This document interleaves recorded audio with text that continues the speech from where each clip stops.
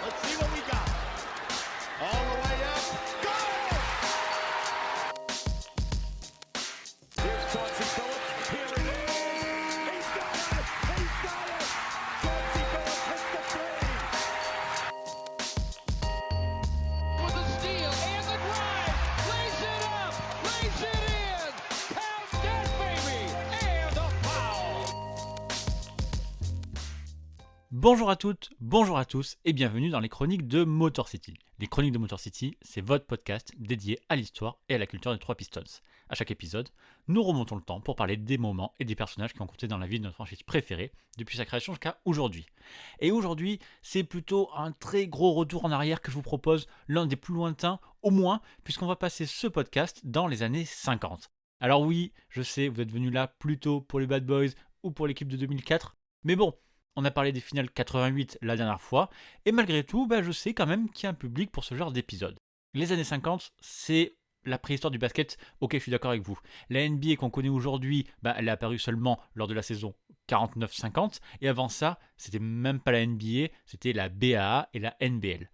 Mais parler des années 50, ça permet aussi d'avoir des histoires impossibles aujourd'hui, des joueurs au Hall of Fame avec des stats de role-player, des carrières de 5 ou 6 saisons avant de prendre des retraites sans raison, et aussi des tonnes de records ou de faits improbables qui ont fait rentrer beaucoup de gars de cette époque dans la légende. Et d'ailleurs, je ne me suis pas moqué de vous aujourd'hui. Si on revient en arrière, c'est quand même pour parler de quelqu'un de très important. Alors certes, le joueur dont on parlera dans ce podcast, ce n'est pas un Hall of Famer, mais Mel Hutchins, puisque c'est notre sujet du jour, mérite qu'on s'attarde sur son cas. Mel Hutchins n'a joué que 7 saisons en NBA entre 1951 et 1958, dont 4 avec les Fort Wayne Pistons. On a déjà parlé d'ailleurs du parcours des Fort Wayne Pistons lors de l'épisode 39, et le nom de Mel Hutchins avait déjà été droppé. Et pourquoi ? Parce qu'en seulement 4 saisons avec les Pistons, Hutchins a participé à 2 finales NBA. Et sur ces 2 saisons où Fort Wayne est allé en finale, Hutchins a tout simplement été le joueur le plus utilisé par le coach Charles Ekman. Mais comme il est ni le meilleur marqueur de cette équipe, ni le meilleur rebondeur, en fait, Mel Hutchins n'est jamais vraiment cité, contrairement à des joueurs de cette époque-là, comme Larry Foust ou George Yardley. C'est pour ça que j'avais envie de faire un podcast sur lui aujourd'hui. Quitte à vous parler des années 50, autant rendre justice à un joueur trop souvent oublié. Et vous allez voir que Mel Hutchins, c'est pas n'importe qui, et s'il était si précieux en NBA, c'est d'abord parce qu'il était un défenseur d'élite, peut-être le tout premier de cette ligue. En gros, Mel Hutchins, c'était Bill Russell avant Bill Russell, et je pense que maintenant, je vous intéresse.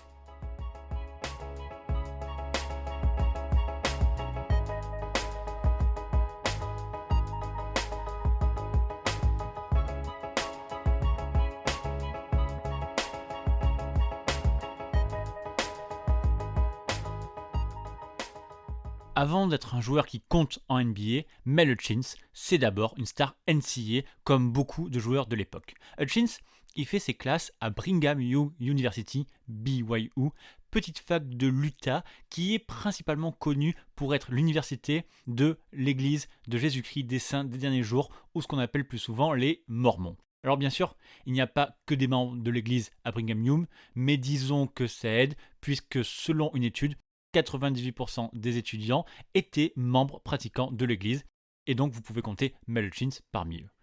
Et Mel Hutchins est resté l'une des icônes de cette fac, puisqu'il les a emmenés sur le toit du basket universitaire en 1951. À l'époque, en plus du championnat universitaire NCAA comme on connaît aujourd'hui, il existe un autre tournoi, un tournoi sur invitation très réputé, qui s'appelle le NIT, National Invitation Tournament. Et ce tournoi, qui se joue au Madison Square Garden de New York quand même, il est très prestigieux autant que le tournoi NCAA. Et cette année-là, donc en 1951, les Cougars de Brigham Young ont une très bonne équipe avec Mel Hutchins donc, mais aussi Roland Minson qui sera même élu MVP du tournoi, drafté en NBA par les Knicks, mais qui n'y mettra jamais les pieds parce qu'il s'engagera dans la Navy pour faire la guerre de Corée. Donc jusque-là, Brigham Young n'avait jamais rien gagné, ni en basket, ni dans aucun sport. Mais cette équipe-là, elle est spéciale, et BYU crée l'exploit en arrivant jusqu'en finale face à la grande fac de Dayton. Et Brigham Young est même légèrement favori, Parce que la clé du match s'appelle eh bien justement Mel Hutchins. En fait, de l'autre côté Dayton, leur meilleur joueur c'est Don Meneke. Don Meneke, il sera drafté à la 13e position en 1952 par les Fort Wayne Pistons justement, et il sera élu d'ailleurs rookie de l'année à la fin de cette saison-là. Donc clairement, c'est pas n'importe qui, et d'après tous les observateurs de l'époque, le match il sera dicté par la capacité de Mel Hutchins à le tenir. Et c'est pas forcément évident, puisque Hutchins fait quelques centimètres de moins, et que sur ce tournoi, de toute façon, personne n'a trop réussi à limiter Meneke, qui tourne à 28,7 points par match et 15,7 rebonds. Et pourtant, ce 17 mars 1951, jour de la finale au Madison Square Garden, Mel Hutchins a montré à tout le monde le grand joueur qu'il allait devenir. C'est assez simple, et c'est même assez clair, Meneke n'a pas existé dans ce match avec seulement 7 points ce soir-là, soit 21 de moins que sa moyenne.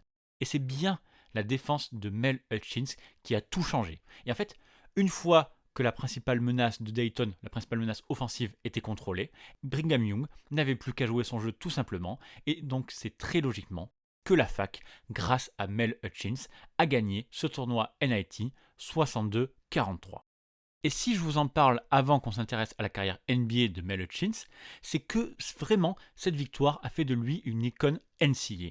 D'abord, parce qu'il a apporté le tout premier titre, tous sports confondus, à sa fac, mais surtout parce que ce titre NIT 1951 est plus important que les autres. Je vous explique. Ce tournoi NIT, donc comme je vous l'ai dit, il est très prestigieux, mais il vient en plus du tournoi NCAA. Et donc, une semaine plus tard, le tournoi NCAA a vu Brigham Young cette fois-ci être éliminé au deuxième tour contre Kansas State. Et ce tournoi NCAA, il était particulièrement scruté parce que l'année précédente, le vainqueur, le City College de New York, avait été au cœur d'un énorme scandale. Plusieurs de ses joueurs avaient été condamnés pour avoir truqué des matchs pour des pots de vin, et le scandale était devenu tellement gros au fil des mois que 32 joueurs et 7 facs différentes avaient finalement été reconnus coupables d'avoir truqué plus de 85 matchs entre 1947 et 1950. Donc autant dire que le tournoi 1951, il était un petit peu spécial, il était surveillé, ça devait être le tournoi du renouveau de la nouvelle propreté de la NCAA. Et qui est-ce qu'il gagne ? Eh bien, c'est Kentucky, cité justement parmi les facs qui auraient truqué certains matchs. Bill Spivey, l'un des meilleurs joueurs de cette époque-là, a même été accusé par plusieurs de ses coéquipiers d'avoir été impliqué justement dans ces magouilles. Et au final, quelques années plus tard, la NCAA a même suspendu le programme basket de Kentucky pour la saison 1952-1953. Donc si on fait les comptes, cette année 1951, on a le Brigham Young de Mel Hutchins qui a gagné le tournoi NIT et Kentucky qui a gagné le tournoi NCAA. Sauf qu'on avait tellement de rumeurs qui tournaient donc au bout de plusieurs années autour de Kentucky que ce titre en 1951 est quand même fortement remis en cause. Donc pour beaucoup de monde, pour beaucoup d'observateurs du basket universitaire, eh bien, le fait que le BYU de Mel Hutchins ait gagné le NIT, ça a fait d'eux la meilleure équipe de basket de l'année 1951, et ça, c'est pas rien pour cette petite fac. En tout cas, Mel Hutchins a fini sa carrière NCAA sur une très bonne note, en réussissant le record de sa fac au nombre de rebonds, avec 900 rebonds, une performance qu'on peut qualifier de légendaire quand on sait que ces rebonds n'ont été comptés que pour ses saisons junior et senior, c'est-à-dire seulement la moitié de son cursus. Et donc, à la draft 1951, Mel Hutchins se présente et sera drafté en deuxième position par les Tri-City Blackhawks qui deviendront quelques semaines plus tard les Milwaukee Hawks. Devant Mel Hutchins, celui qui est drafté en première position s'appelle Jenny Melchior et lui aussi, évidemment, sera impliqué dans le scandale des matchs truqués en NCAA et ne jouera pas une seule minute en NBA puisqu'il sera suspendu à vie. Hutchins is known for his defensive and rebounding prowess, and with just his junior and senior seasons of rebounding on record, he ranks only 22 rebounds shy of BYU's all-time record. When you rebound the ball, you should stomp one foot in the ground, stomp the other foot, put an elbow here and an elbow here, and then wait to get hit, and then you're going to rebound. En fait, Mel Hutchins, c'est donc le meilleur joueur de sa cuvée de draft, et immédiatement, il va le prouver. Il est le joueur le plus utilisé de l'équipe des Hawks et dès la première saison, il montre le type de joueur qu'il est. Une très bonne présence sous le panier, ce qui fait de lui un excellent rebondeur et surtout une capacité à se mouvoir pour défendre dans toutes les situations et complètement étouffer ses vis-à-vis, quel que soit leur gabarit, leur position ou leur capacité.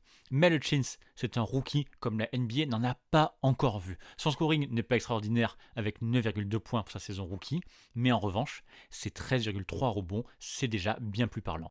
C'est tout simplement la deuxième meilleure moyenne NBA derrière les 13,5 points de George Mikan, mais avec ses 888 rebonds pris en 66 matchs, eh bien c'est tout simplement la référence de la saison. Rookie et meilleur rebondeur de la ligue, eh bien c'est assez simple. Personne ne l'avait jamais fait avant lui et un seul joueur le fera après lui dans toute l'histoire de la ligue et ce joueur c'est Will Chamberlain. Et c'est extraordinaire pour Mel Hutchins puisqu'il fait seulement 1m98. Cette année-là, Mel Hutchins est logiquement nommé Rookie de l'année, enfin co-Rookie de l'année avec Bill Toshev, meneur des Indianapolis Olympians, une équipe qui a disparu 2 ans après.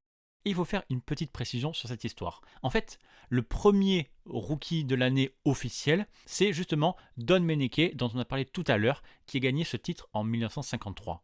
Hutchins et tous ceux qui ont été élus avant lui, en fait, sont considérés par la NBA comme des rookies de l'année non officiels, parce qu'à l'époque, c'était la presse qui désignait les vainqueurs et non pas la ligue. C'est seulement à partir de 1953 que la NBA a décidé de reprendre la main sur son trophée et de considérer tous les autres comme non officiels. Et pour l'explication de cette info, je dois remercier Arnaud, que vous pouvez retrouver sur Twitter, @NBAnecdote, qui m'a expliqué toute l'histoire de ce trophée. Voilà, Mel Hutchins passera 2 saisons à Milwaukee avant de débarquer chez les Fort Wayne Pistons. Et déjà, dans ces 2 premières saisons, il avait été invité une première fois au All-Star Game en 1953 pour sa saison sophomore.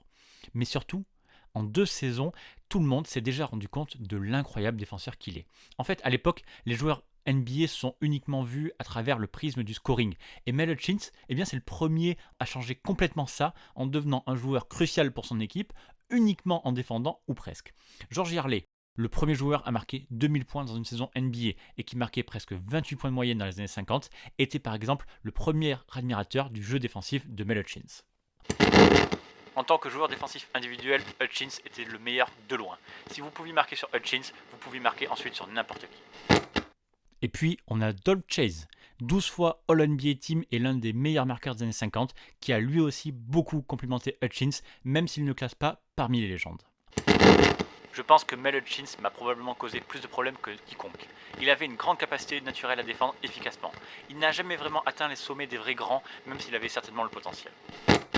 Alors, peut-être que pour vous, ça n'a l'air de rien comme ça, mais il faut vraiment comprendre qu'à cette époque-là, personne n'était félicité pour sa défense et que Hutchins était vraiment devenu un cas à part.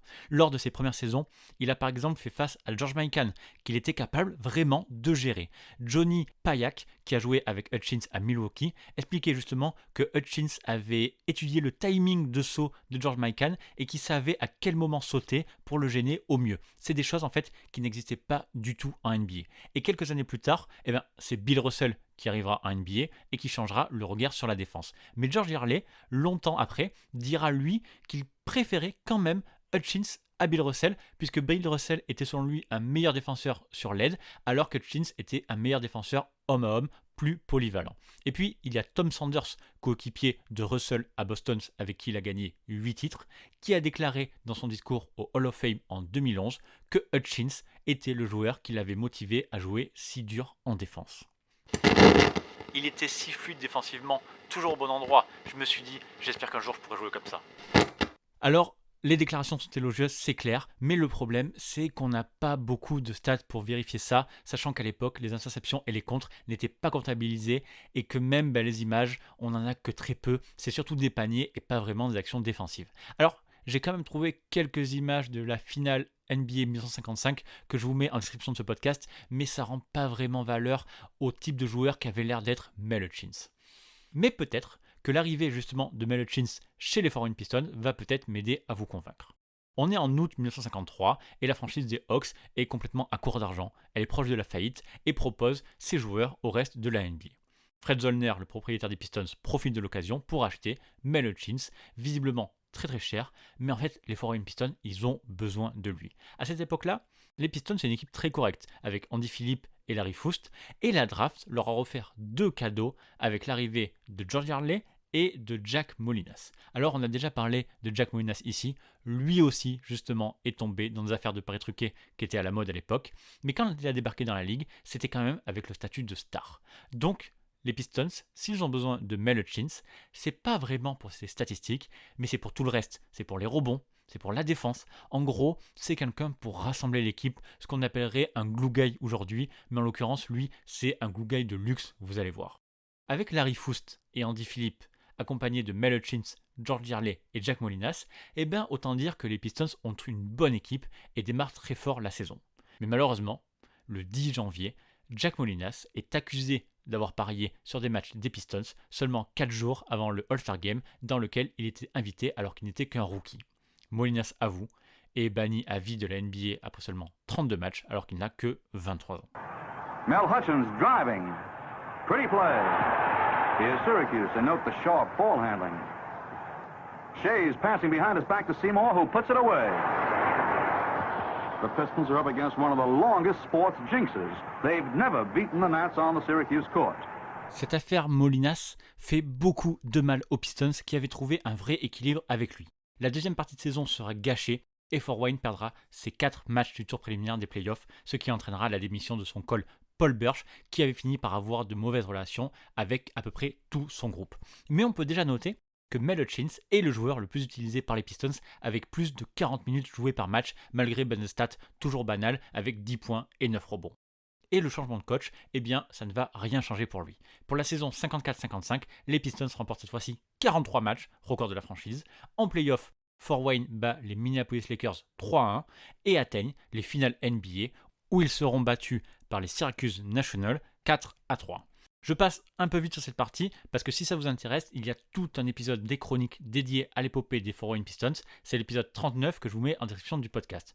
Vous y apprendrez par exemple que pendant ces finales, les Pistons ont dû jouer leur match à domicile à Indianapolis parce que leur salle de Fort Wayne avait été mobilisée pour un tournoi de bowling, ce qui faisait venir des milliers de touristes dans la ville. C'est d'ailleurs à ce moment-là que Fred Zollner, le propriétaire, a commencé à réfléchir à la possibilité de quitter Fort Wayne pour une autre ville.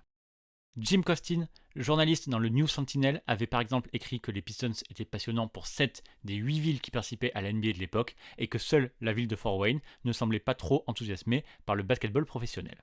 Bref, tout ça m'amène à la saison 55-56 où les Pistons ne gagnent que 37 matchs, mais cela ne les empêche pas de retourner une deuxième fois consécutive en finale NBA, même si cette fois la défaite est plus flagrante avec un 4-1 donné par les Warriors de Paul Harrison. Cette saison-là a l'air de rien pour Mel Hutchins une nouvelle fois.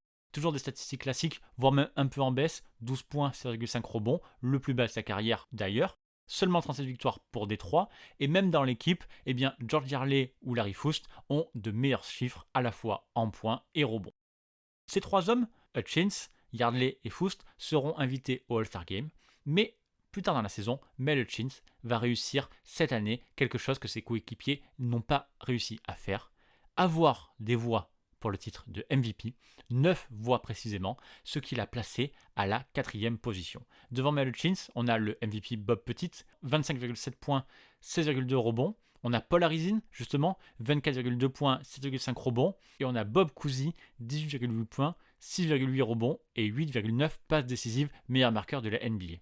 Et Mel Hutchins, l'air de rien, se cale juste derrière ces gars-là. Même des joueurs derrière lui au classement comme Dolph Chase ou Bill Sharman avaient de meilleures statistiques brutes. Sauf qu'à l'époque, et c'est important de le préciser, c'était un panel de joueurs qui élisaient le MVP et ils ne votaient que pour leur premier choix. C'est donc la meilleure marque de respect qu'on peut donner à Mel Hutchins. La reconnaissance des joueurs qui ont joué contre lui et ça confirme toute la sincérité des déclarations que je vous ai partagées tout à l'heure, à savoir que 9 joueurs parmi les votants avaient placé Mel Hutchins en première position pour être MVP, pas deuxième, pas troisième, non, premier. Et l'année suivante, qui sera la dernière de Mel Hutchins à Fort Wayne, eh bien, le joueur des Pistons refera le coup en terminant cette fois-ci 8e du vote MVP. Cette saison-là, il jouera son 4e All-Star Game, mais comme Fort Wayne ne gagne plus, eh bien le front office décide de l'échanger dès la fin de la saison en compagnie de Charlie Tira, et tous les deux sont envoyés chez les Knicks contre Dick Hatta, Nate Clifton et Harry Gallatin. Malheureusement, la carrière de Mel Hutchins va se finir là, même s'il n'a que 28 ans. Chez les Knicks, Il ne joue que 18 bouts de match à cause d'une blessure au genou trop sévère, une blessure qui va mettre carrément fin à sa carrière professionnelle.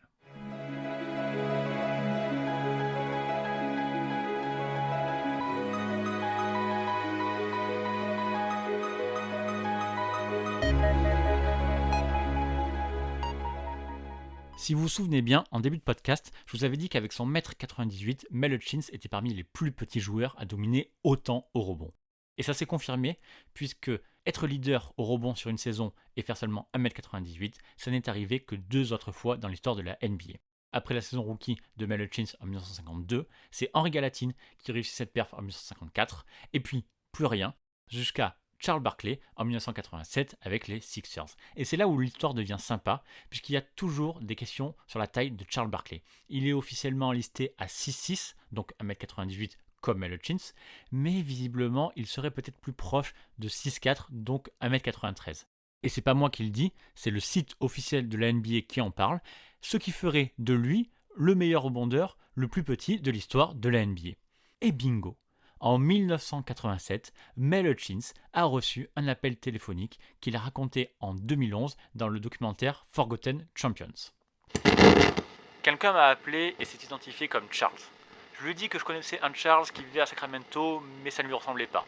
Et ce gars avait l'air un peu frustré et il m'a dit « Je suis Sir Charles ». Alors je lui ai dit que j'en avais jamais entendu parler. Là, il a élevé la voix et m'a dit « Je suis Sir Charles Barkley et je viens de battre votre record ». Voilà. Ça, c'est pour la petite histoire un peu sympa. Et l'autre point que je voulais faire avant de clôturer ce podcast, c'était parler de la famille de Mel Hutchins. D'ailleurs, peut-être même que vous connaissez certains de ses membres. En fait, c'est une grande famille de sportifs, ou tout du moins de gens connus. La sœur de Mel Hutchins, Colleen Kay Hutchins, a été élue en 1952 Miss America, rien que ça. Mais elle s'est aussi mariée l'année suivante avec Ernie Vanderway, qui a joué aux Knicks de 1950 à 1956, donc qui a croisé Mel Hutchins sur les terrains. De cette union, on a eu droit à quelques champions, dont Mel Hutchins est donc l'oncle. D'abord, on a Kiki Vanderway, double All-Star dans les années 80 du côté des Nuggets, connu également pour avoir été GM de Denver et des Nets dans les années 2000. Son frère Bruck a été de son côté médaillé de bronze en beach volley aux Goodwill Games de 1994 à Saint-Pétersbourg en Russie. Et du côté des filles, c'est même encore mieux, avec Heather Vanderway qui a été capitaine de l'équipe nationale féminine de water-polo et Tona Vanderway qui a participé aux demi-finales du 100 mètres d'eau féminin aux Jeux Olympiques de Montréal de 1976. Et pour finir avec la famille, Tona a eu une fille, la petite nièce de Mel Hutchins, donc prénommée Coco, que vous connaissez peut-être pour sa carrière dans le tennis. Elle a gagné la Fed Cup en 2017 avec les États-Unis, une année 2017 où elle a aussi fait les demi-finales à l'Open Australie et à l'US Open, et où elle a terminé 10e au classement WTA. Après sa retraite, Mel Hutchins a passé une vie assez tranquille, loin des caméras, où il n'est apparu que quelques fois pour des documentaires sur les Foreign Pistons ou Brigham Young. Et puis, le jeudi 20 décembre 2018, 5 ans après sa dernière apparition publique, quand Brigham Young justement avait retiré son maillot numéro 14, Mel Hutchins nous a quittés, emporté par la maladie d'Alzheimer à l'âge de 90 ans. Alors, ces statistiques individuelles ne correspondent peut-être pas à ce que vous imaginez d'une star de l'époque, mais j'espère qu'avec ce podcast, j'ai réussi à vous montrer pourquoi Mel Hutchins était un joueur à part, pourquoi il avait été peut-être le premier grand joueur à être reconnu par sa défense, pourquoi il était peut-être Bill Russell avant Bill Russell. Voilà, on va finir cette chronique ici. Je vous remercie déjà tous ceux qui sont restés jusque-là, jusqu'au bout. Je sais que c'est pas forcément évident de parler du basket des années 50 et j'ai dû en perdre quelques-uns en route quand j'ai parlé d'un joueur qui a des stats de role-player, mais j'avais envie de citer le nom de Mel Hutchins dans les chroniques. Ça a l'air de rien, mais un intérieur, à l'époque de la préhistoire du basket, capable à la fois de défendre le pivot de l'autre équipe ou même son meneur, c'est le genre de polyvalence défensive qu'on pourrait par exemple chercher aujourd'hui. Bref, merci à vous pour l'accueil que vous ferez à ce podcast avant toute chose. Évidemment, pour ces épisodes, on va dire, moins accessibles, je compte sur vous pour le partager à fond et essayer de toucher le plus grand nombre pour intéresser des gens à la NBA des années 50. C'est pas évident, mais parlez-en autour de vous. Je vous le redis pour la forme, mais bien sûr, toutes les chroniques de Motor City sont à retrouver sur toutes les bonnes applis de podcast, Apple Podcast, Spotify, Google Podcast, Deezer, Amazon Music, etc., etc., etc. Et aussi sur le site www.chroniquedemotorcity.fr que j'ai bricolé pour avoir tous les épisodes à un seul endroit. Donc, en attendant le prochain épisode, on s'y retrouve là-bas ou sur Twitter @MotorCityPod. Merci encore pour votre soutien et à très bientôt pour une prochaine chronique qui sera sûrement plus récente. Merci, bye.